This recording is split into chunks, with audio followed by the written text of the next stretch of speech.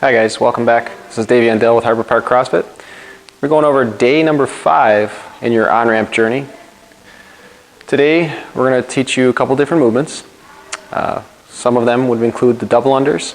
It's going to be a jump roping movement. We're going to expand off the jump rope movement that you learned earlier in on-ramp, and now we're going to translate it into more of a skill movement where you're going to do 2 flicks of the wrist where the rope's going to go under your feet twice before you land.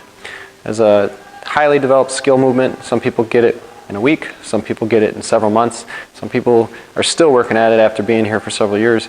It's just a skill that you have to practice, and we're going to show it here.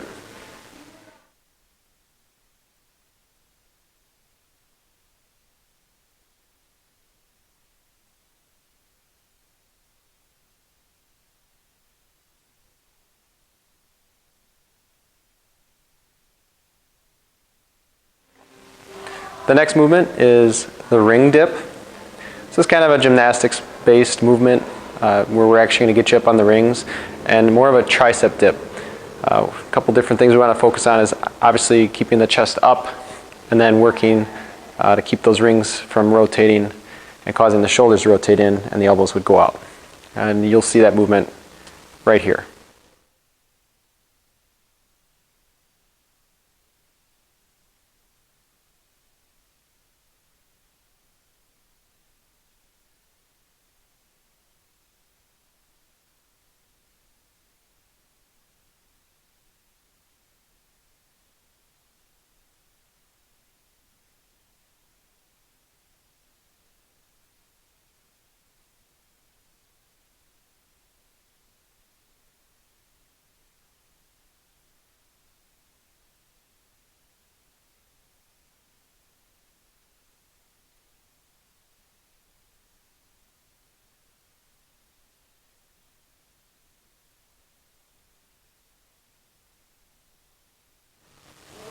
Alright, another movement that we teach on day number 5 is a toes to bar. Literally this is going to be basically hanging from a pull-up bar, and the point of it is to try to get your toes to go up and touch the bar. It's a movement that's going to work the core, and it can be pretty difficult for some, but I'm going to show you both variations. One of them is going to be the actual movement, and then how we scale that, and that'll be shown here.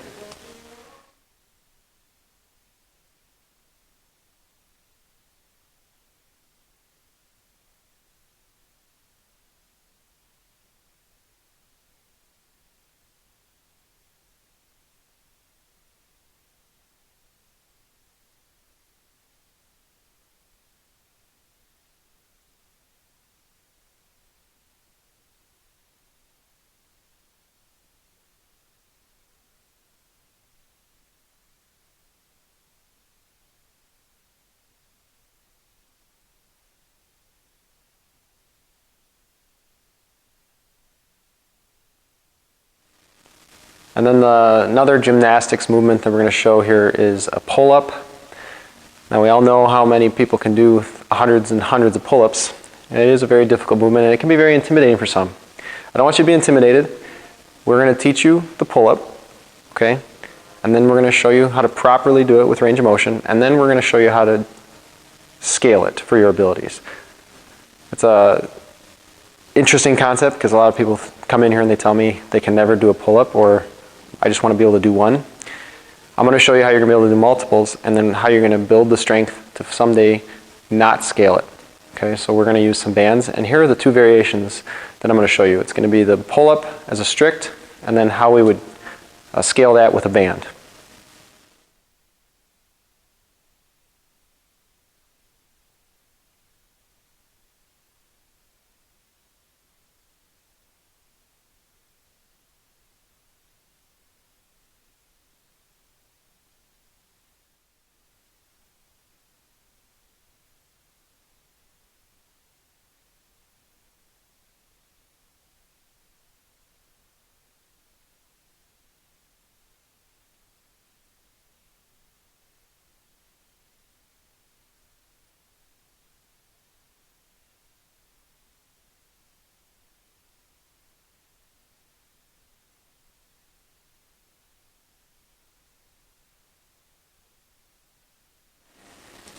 And then finally, for the final movement of the day, we're going to go through mainly one of our first Olympic movements. We're going to get you back with a barbell. We're going to teach you the deadlift.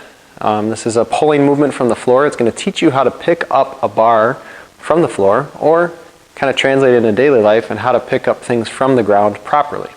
It's highly used for the core to maintain pressure in there, to be able to support yourself and protect your spine. And it's also going to teach you development skills into the clean and jerk, the snatch, and other movements like that, from getting the bar from the floor either into the front rack or overhead. So we're going to kind of get away from using the barbell or from the rig and using the J-cups and from a racked position, but we're going to actually start to teach you how to take a bar from the floor. So most of the movements that we use from the deadlift portion, you're going to learn the skills there, and that's going to translate later. Okay, so you want to remember as you move forward that a lot of these the deadlift position and the pulling is pretty much the same. There might be some variations because you can lift a lot of weight with the deadlift, but when we're getting into the clean, it's almost the same. Grip might change a little bit, but it's the same pull from the floor that you're going to learn the mechanics of.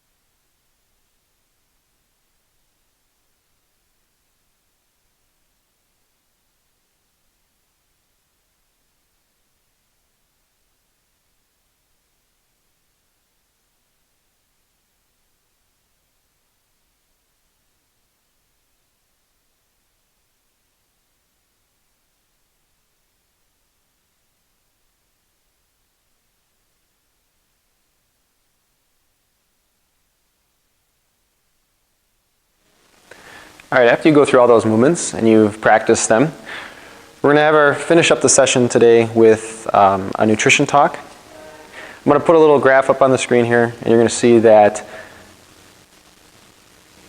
nutrition is the first building block, if you will. It's a long journey of fitness, but nutrition is number one, and you have to start there to have a solid foundation. I'm going to throw that up on your screen now, and you can take a look at it.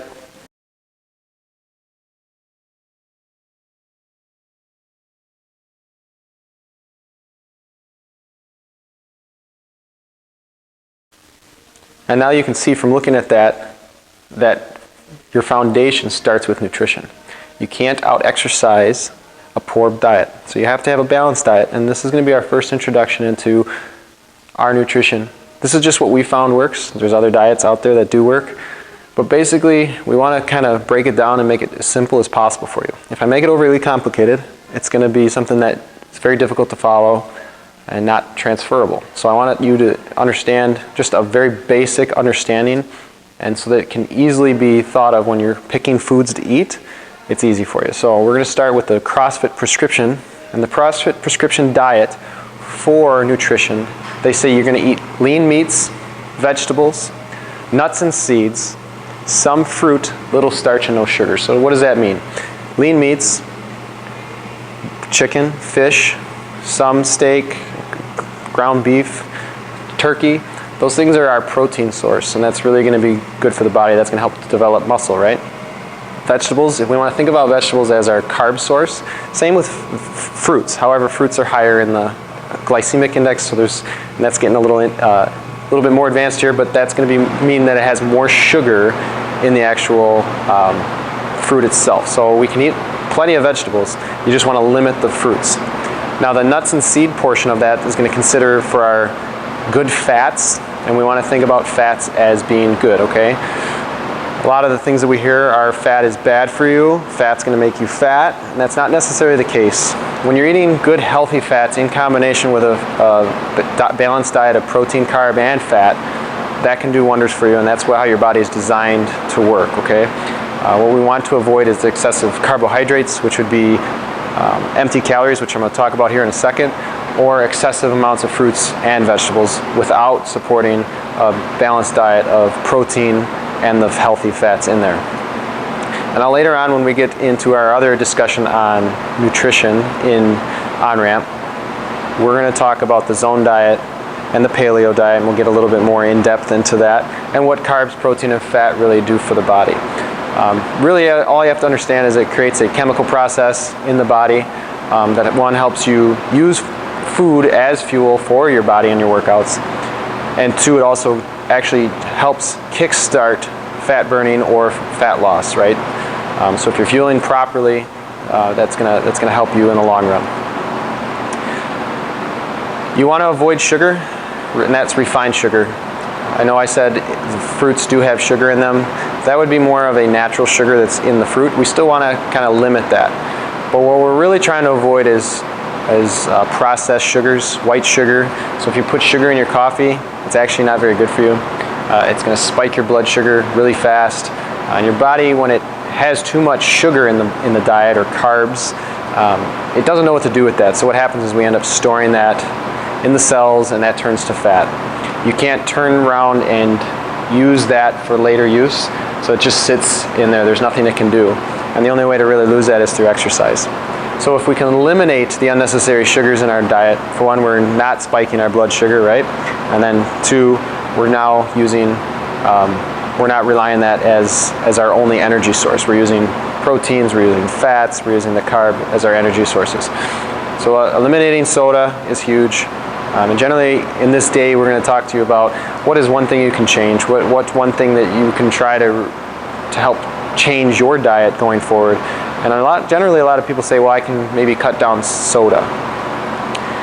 I can cut out sugar in my coffee, and that's great. We just don't want to go cold turkey. We want to try to scale it back. Maybe if you had 2 sodas a day, maybe bring it down to 1.